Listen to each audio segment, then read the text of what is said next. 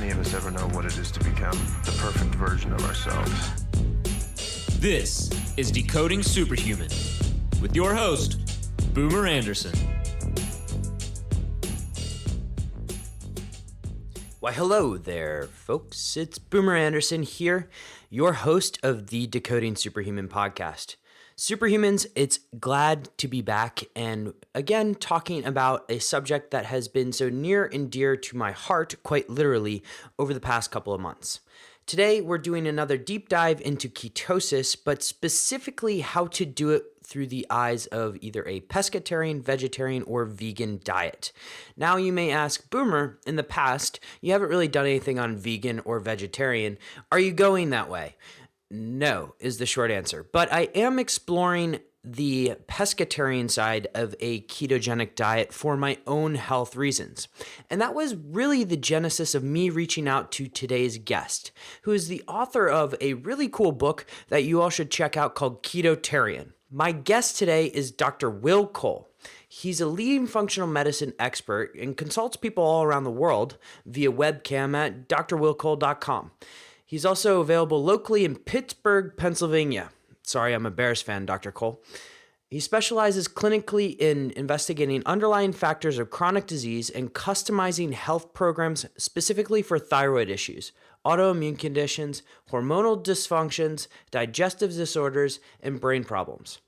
Dr. Cole was named one of the top 50 functional medicine and integrative doctors in the nation and is a health expert for Mind Body Green and Goop. Dr. Cole is the author of the book, as I just mentioned, Ketotarian, in which he melds the powerful benefits of a ketogenic diet with a plant-based one. So how did I come to Dr. Will Cole? It was a recommendation of my own functional medicine doctor to read his book, Ketotarian. And so I reached out and he agreed to come on the show. Now, what did we get into? First, if you're wondering what is Ketotarian, we of course answer that question. How did Dr. Will Cole discover the Ketotarian diet after really coming up with a few problems in his own life from following a pretty strict vegan diet? Then I get to ask a lot of questions that I've always wanted to ask about ketosis and really the technicalities of it. When we look at really the pescatarian side of the ketotarian diet, well, really, what fish does Dr. Cole suggest? We talked about fermented soy in general and whether or not it's really endorsed for keto or if it's something you should avoid. We look at bone broth, specifically chicken bone broth, and why that can be used. And then finally, we delve into this really cool esoteric concept of sugar alcohols. Are they good for you? Are they not good for you? And the role of dysbiosis in all of that. You're going to want to check out the show notes for this one, which can be found at decodingsuperhuman.com/ketotarian. That's decodingsuperhuman.com/keto, KETOARIAN. Enjoy my episode with Dr. Will Cole.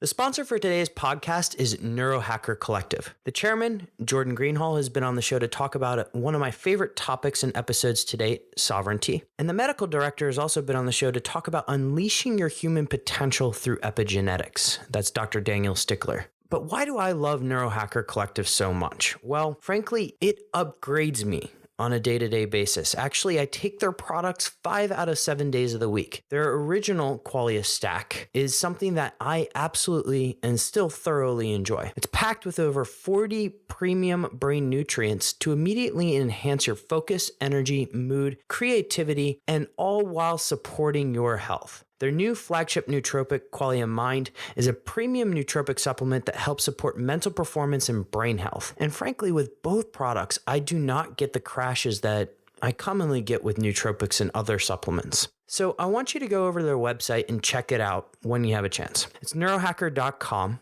And if you subscribe, you get 15% off by using the code BOOMER. If you want to just do a one-time purchase, you get 10% off, again, using that code BOOMER. And while you're there, pick up their free foundational guide to neurohacking. It's definitely worth checking out. But please, enjoy the show.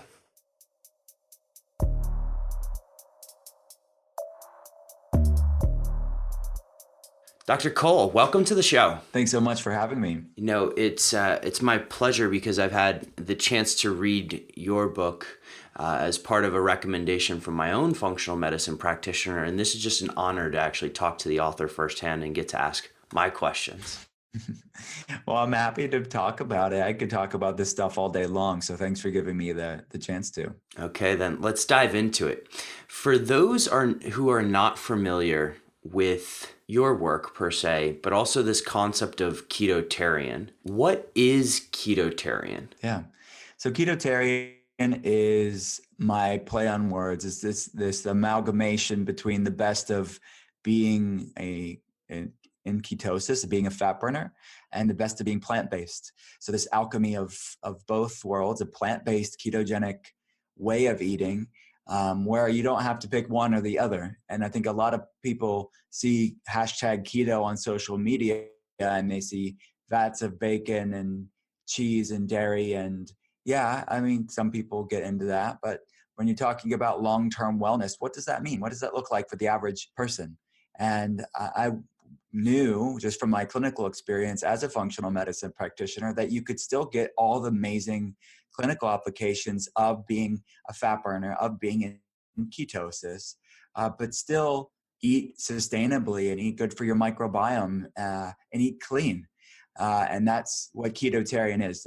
There's vegan keto options, vegetarian keto options, and pescatarian keto options. So, or what I call in the book is vegetarian, basically wild caught fish and still plant-centric. So they're all plant-centric, but it just depends on how plant-based somebody wants to be.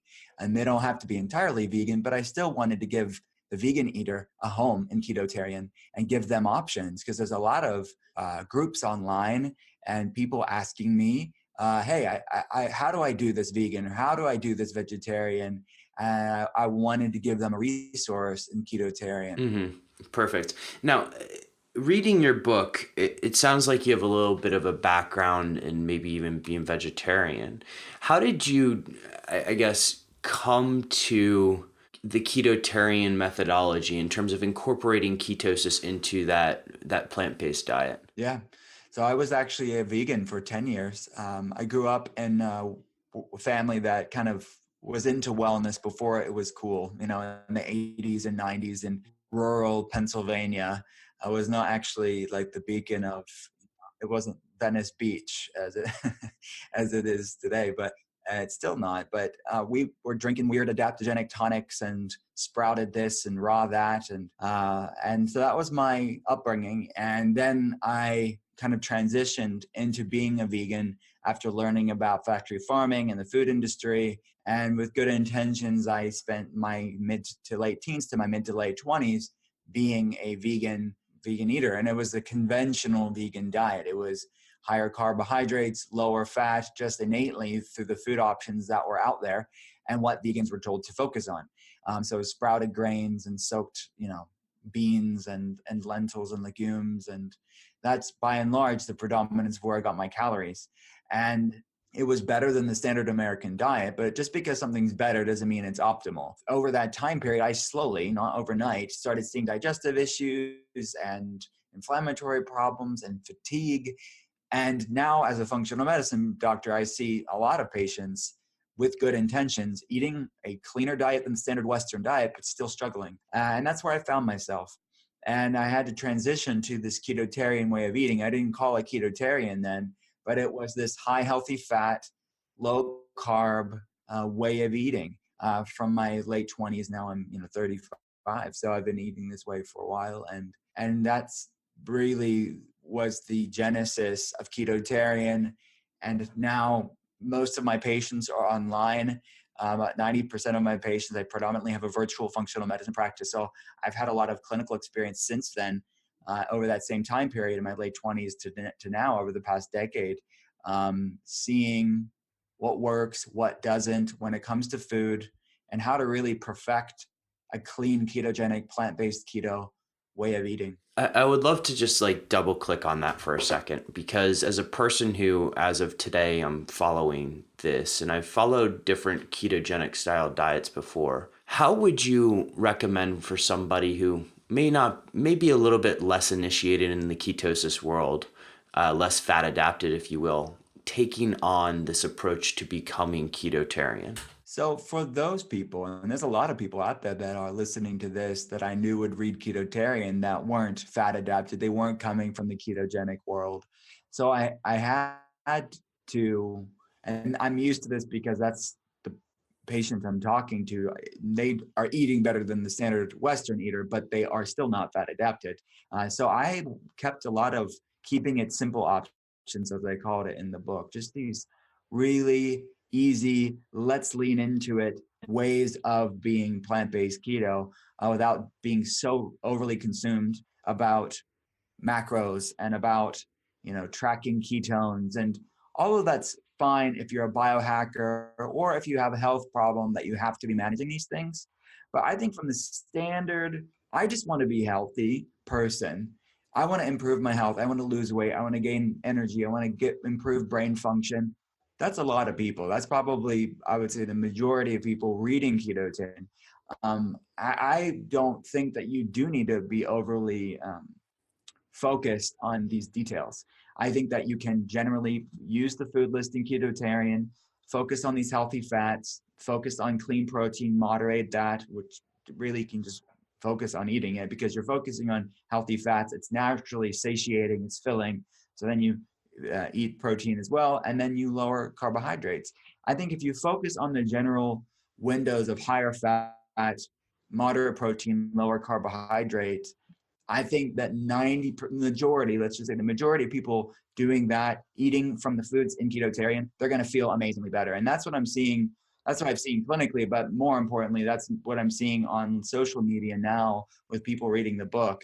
Because it's never been a book before, right? It's always been me walking a patient through these things and finding out what works and what doesn't. So I didn't know exactly what it would look like for a person that I've never met across the world taking the book and kind of doing it for themselves. That's what the book is. And what I'm pleasantly surprised and happy about is that patients, readers are seeing the same benefits, and they're taking pictures and doing hashtag Ketotarian and sharing all of this stuff. And what I'm hearing from them is that they're not really tracking all the details. They're just focusing on the foods and they feel great.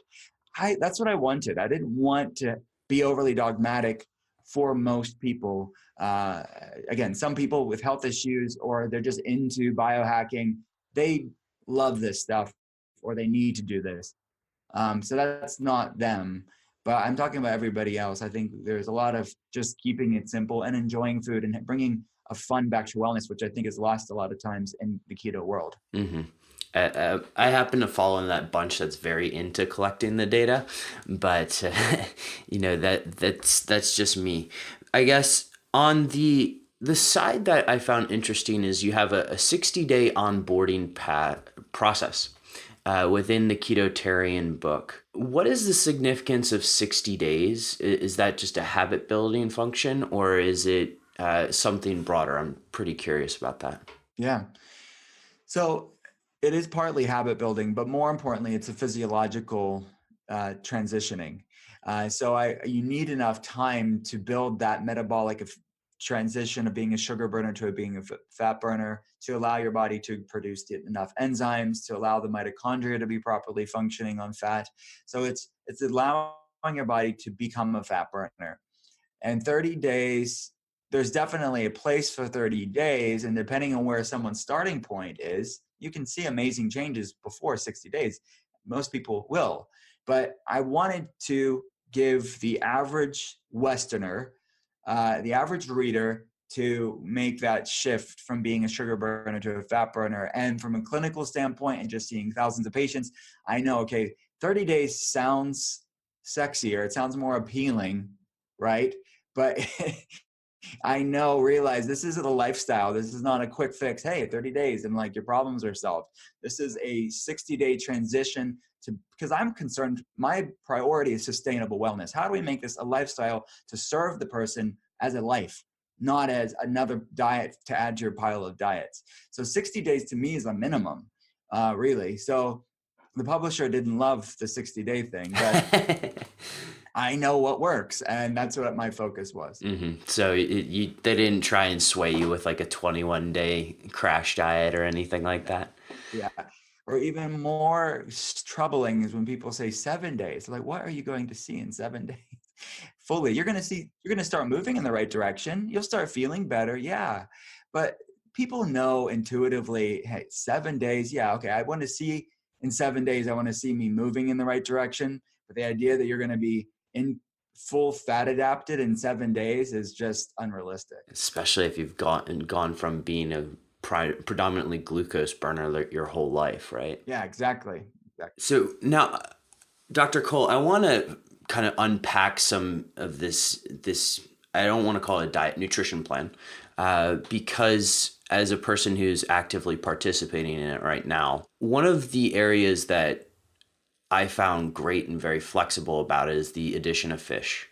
And in terms of just fish selection, there's a lot out there about mercury content, etc. Which fish do you recommend for people, and which fish should they avoid? So we put the most current data as far as the cleanest fish on the planet in Ketotarian. So I used the environmental working group, a few other resources to kind of focus on the fatty fish, the healthy omega fish, and some lower fatty fish too, just to give other protein sources from clean fish options. So as a general rule, you're going to want to pick not the predatory fish, not the larger fish. You're going to pick the smaller fish. Wild caught salmon, Alaskan salmon is one of them. Certain trouts are amazing. Sardines are amazing. But the larger fish, like swordfish, they tend to be higher in mercury. Mm-hmm. So the recommendation from the environmental safety committees that are out there, the groups that are out there that are doing research on this, is to limit those larger predatory fish. So that was, what I recommended in Ketotarian. And when I have seen patients being fish centric, if they choose to be vegetarian for these 8 weeks of being plant-based keto and having many vegetarian vegan options too, but have these fresh fish, the benefits of these healthy omega fats and these clean protein sources way outweigh any potential for mercury levels, because we're focusing on these clean fish. We're not going for the high mercury fish and then eating those 3 times a day. Perfect. So on the vegetable protein side, and I do not come from a background of vegan or vegetarian, I'm familiar with those vegetable type proteins. Some of the ones you mentioned in the book are tempeh and natto. Are you specifically saying that these are the homemade ones, or can you just go out and use any store-bought one? Because some of the tempehs I've seen out there are kind of questionable. Yeah, and that was a decision I had to make in the meal plan and in the recipes. There actually isn't any tempeh or natto in the recipes, but it is in the food options for the vegan keto eater. So it is a clean protein if you get good sources of it. And you can buy it in stores and you can find good sources, but you're right. You're going to have to read the label. You're going to have to look for any additives in it and anything that is non-compliant, whatever that may be, and just vet the label. So fermented soy, organic, non-GMO soy, is what I would say is a protein option for someone that's eating vegan keto. Or if someone is vegetarian or pescatarian, but they want to have other plant-based protein options, I think the tempeh, natto are options, and the hemp option too. The hempeh, which is the variation from hemp, or hemp fu, as they call it, these play on words. But basically, these other plant-based options from hemp instead of soy, if you prefer that. And then there's other complete protein options too, like sacha inchi and spirulina and these other options as well. Mm-hmm. It's the first time I've heard of hemp food, by the way. Maybe I need to move back to the United States, but we have it all here. So on the lines of the vegetarian vegan side of the nutrition plan, what other types of sources of protein or superfoods do you recommend for people? Because I know there's quite a few listeners that are coming from the Midwest meat and potatoes background and saying, vegetarian, how do I do that? Yeah. So in addition to all the vegan plant-based protein options, where you're talking about nuts and seeds, and some basic nuts and seeds too, like almonds and cashews and macadamia nuts, but then these maybe stranger ones like Sacha Inchi has a good palette of the essential amino acids, which are the ones that our body doesn't produce. So when you're entirely vegan keto, you want to make sure you're getting enough of these essential amino acids. And then the fermented soy that we mentioned, and the hemp options as well. And the vegetarian options then brings in eggs, which is quite a true blue American breakfast. And, really you can use it anytime in a lot of vegetarian dishes. And we have a lot of options in Ketotarian with that. And it's such a superfood in many ways. It's a complete protein, has amazing sources of omega fats and choline and these amazing nutrients for your brain. And so that would be the vegetarian option. So you do all the plant-based protein options plus eggs. That would be a vegetarian ketotarian at that point. So many options for people to try. And vegetables have varying amounts of protein too. So even though they're not complete proteins, if you're getting enough of the essential amino acids throughout the day, patients will have abundant health. And again, it's very nutrient dense diet. We're talking about very nutrient dense real foods, which is a far cry from the standard Western diet, which is very nutrient deficient. So I think that even the Midwesterner, or I'm from Pittsburgh, so it's quite the same origins as far as our reference point. People love this way of eating because when they start feeling better, that's so encouraging. And it's real food. It's nothing crazy. And we demystify it in Ketotarian that it's not some weird thing. It's really just focusing on real food in a specific way. Mm-hmm. And of course, we'll link to the book as well as some of the resources you've mentioned in the show notes. Now, one exception you mentioned to the Ketotarian rule, or vegetarian and pescatarian rule, was chicken bone broth. Do you mind touching on the significance of chicken versus a beef bone broth or some other type of bone broth? So, and that was an exception that I made born out of just my clinical experience, and just it's a very clean, well tolerated food for people of all different health issues, but mainly people when you're talking about gut health and healing the gut and just gentle things on someone's digestion. I wanted to bring that in from a collagen standpoint and from a real food standpoint.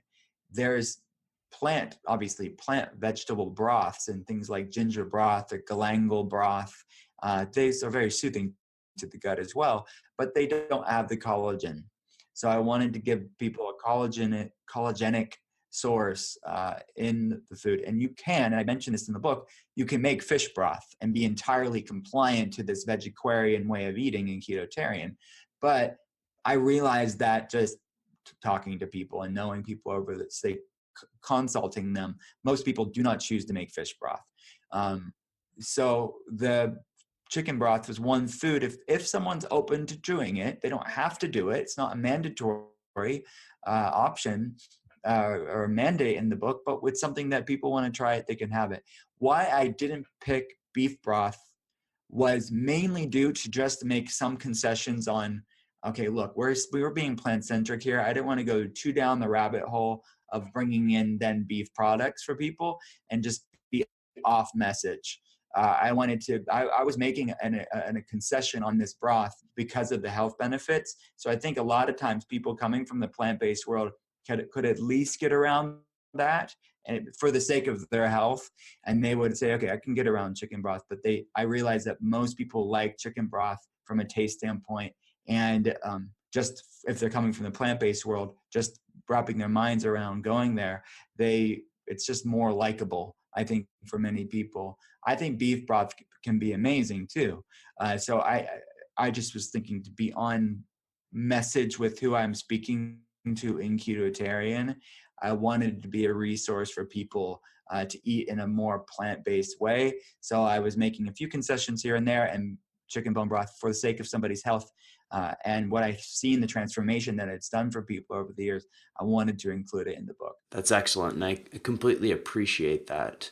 Now, Because we haven't touched on it on the show, I was wondering if you can just touch on some of the benefits of collagen, because you mention it. I know in the book you also say marine collagen as potential supplements.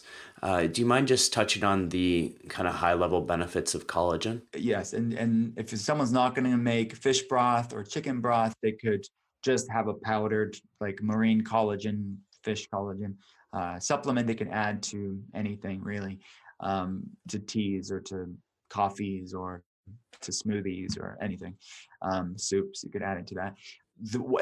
It's a building block. It's our protein building block to our tissue. So for our skin, for our hair, for our nails, for our gut health, our enterocytes, our gut lining.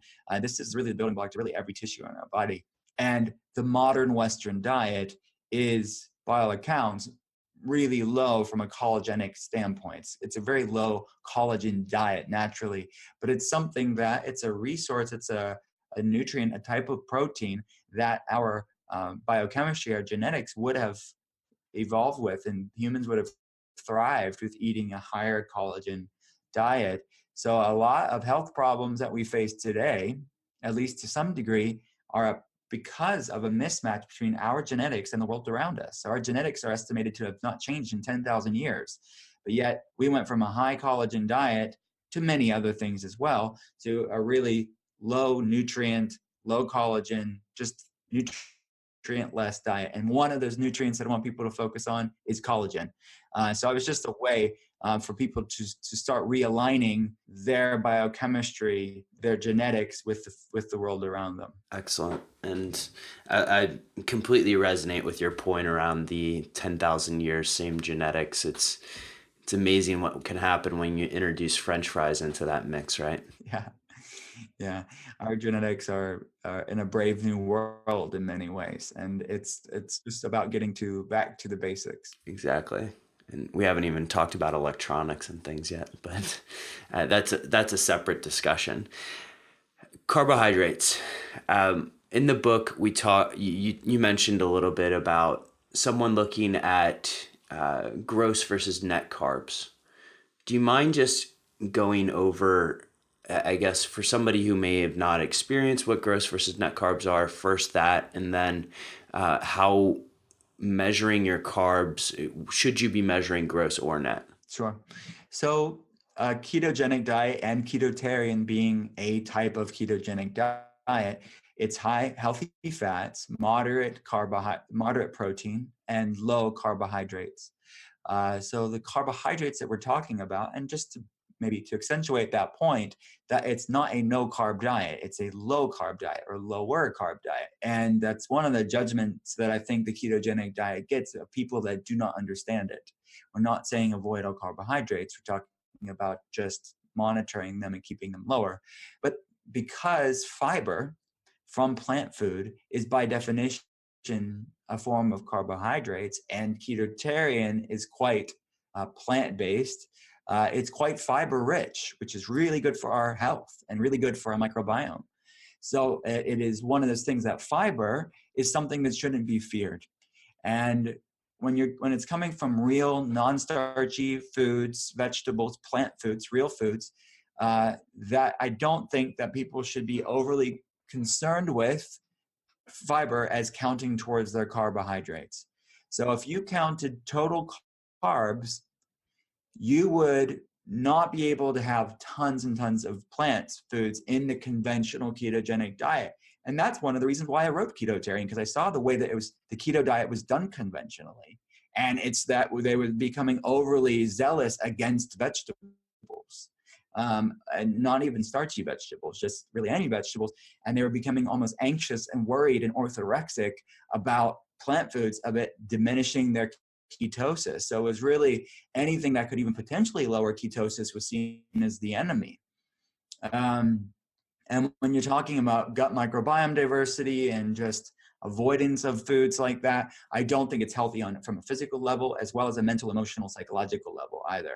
So I think that when we're talking about total carbs and net carbs in the context of real non-starchy vegetables, it's total carbs is the total amount of carbohydrates, including fiber, and then net carbs is subtracting the fiber out, both the soluble and the insoluble fiber out of that.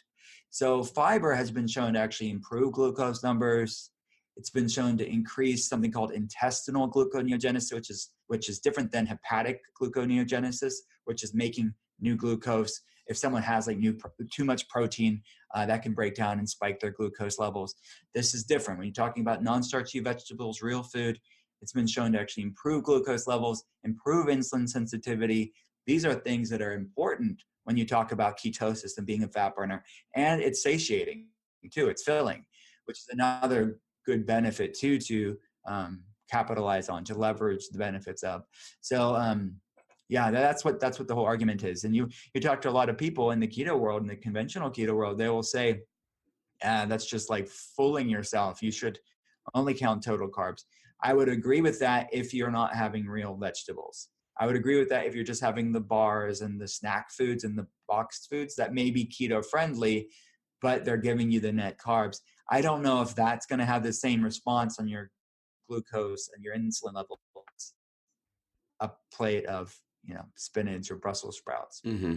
And I think in the book you mentioned specifically, like if you're eating processed food, look at gross. If you're not eating processed food, look at net. The one other element here that I just would like some clarification on is sugar alcohols.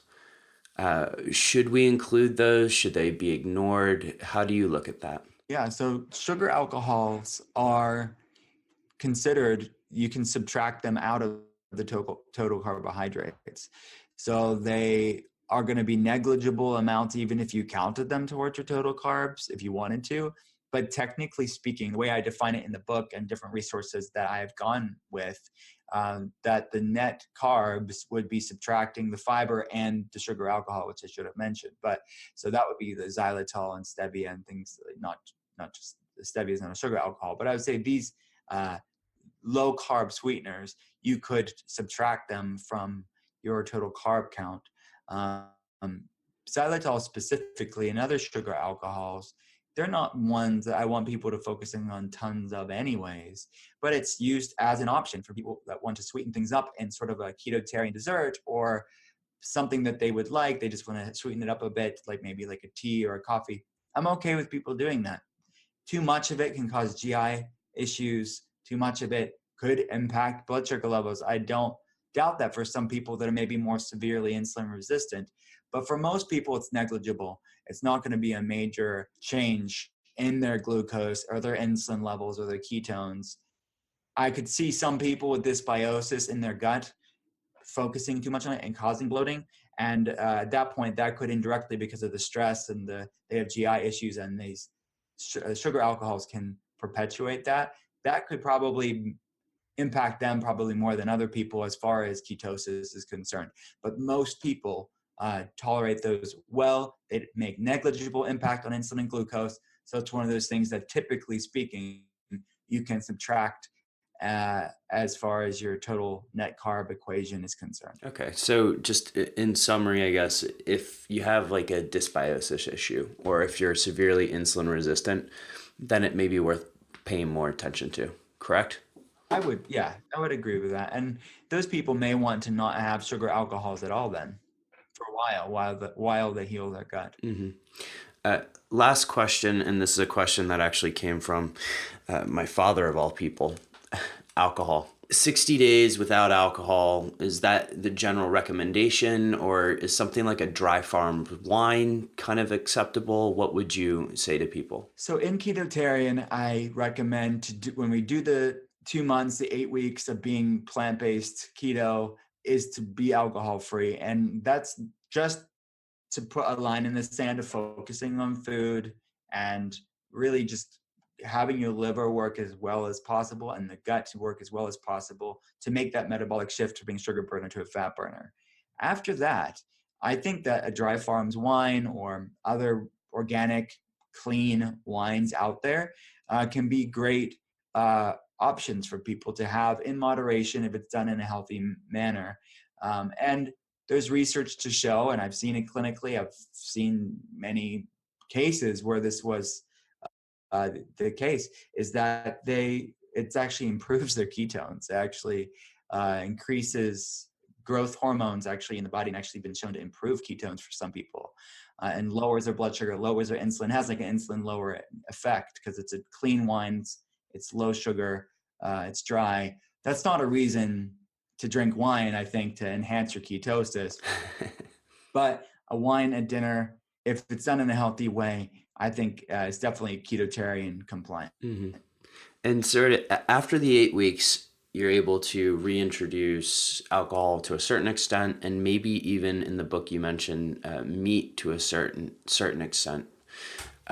Would you just on that, touching on how you would do that? Or I'm assuming these are all grass-fed meats. Would you even introduce something like pork, etc.? Mm-hmm.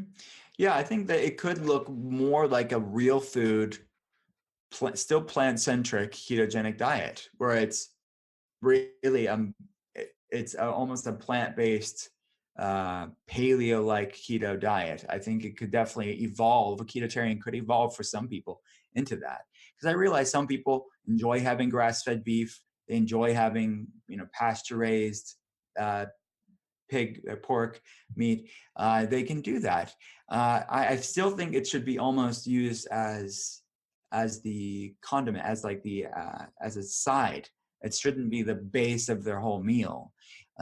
So they're still plant based, but they can bring these things in as they want to.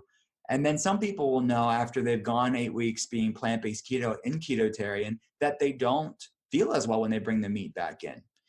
Maybe it doesn't suit them to have it that much. They will enjoy it every once in a while, but they'll know where they've found their balance to having it. It's not the central part of their everyday, but they'll have it here and there.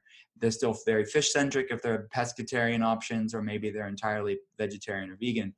So it's really, there's room, and that's really the heart of functional medicine. It's what's right for the individual. So there's no hard and fast rules for this. I think it's about really this concept in Ketotarian is grace and lightness to food and wellness, and finding out what works for your body, being intuitive with what works with your body.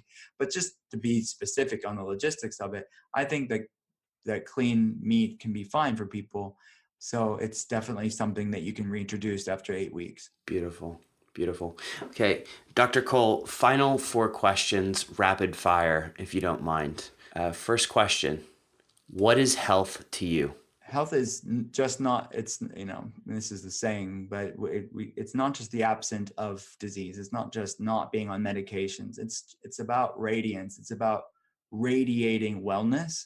And that's on all levels. That's physical, that's mental, emotional, and spiritual.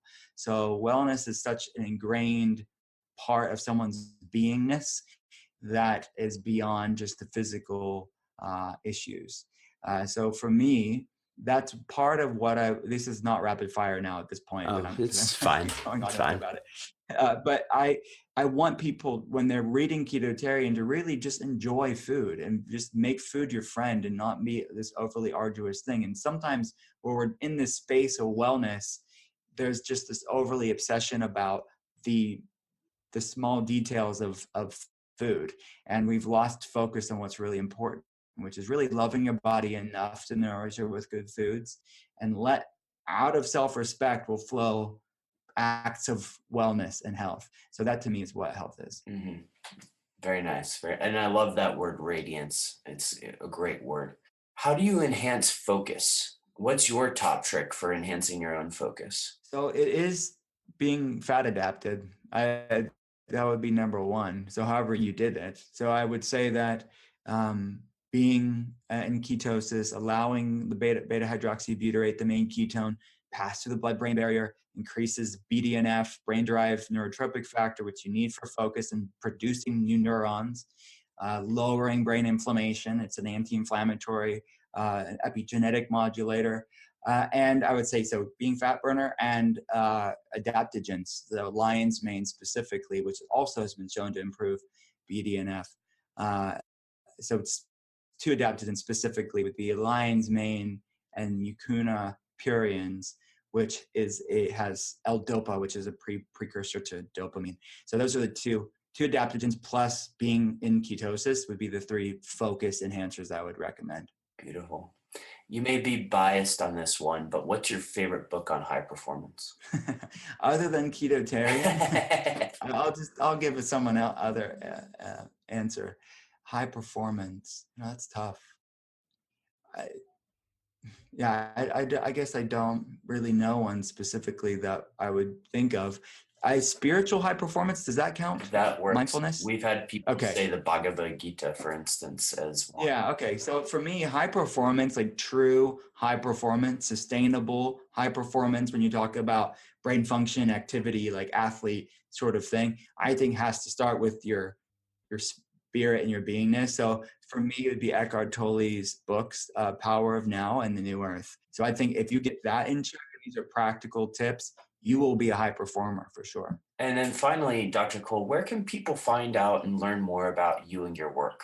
Everything is at drwillcole.com. That's drwillcole.com. And my handle on all social media is at drwillcole on Instagram, Twitter, Facebook, everything there. And Ketotarian, the links to Amazon and Barnes & Noble is on the website, but you can go there directly too. Perfect. And we'll link to all of this in the show notes. So Dr. Cole, I want to thank you for taking the time today. This has been a pleasure, especially as somebody who's embarking on this ketotarian journey, just to talk and sort of have you directly answer my questions. I want to acknowledge you for the book because the book does a very good job of explaining both ketosis and also this philosophy, which is great. And I love it. So thank you so much for coming on the show. And I want to wish you the best with everything and have a great day. Yeah, thank you so much for doing it. You're in, across the world doing Ketotarian, which is really cool. So now the pleasure's all mine. It's my honor to talk to you about this. So thank you. Thank you. And to all the superhumans listening out there, have a great day. Superhumans, before you go, can I ask 2 favors? Did you enjoy that episode? If so, can you send me an email at podcast@decodingsuperhuman.com? Provide any feedback, positive or negative. I would love to hear from you. And for those of you who have really taken advantage of that, I respond to each email.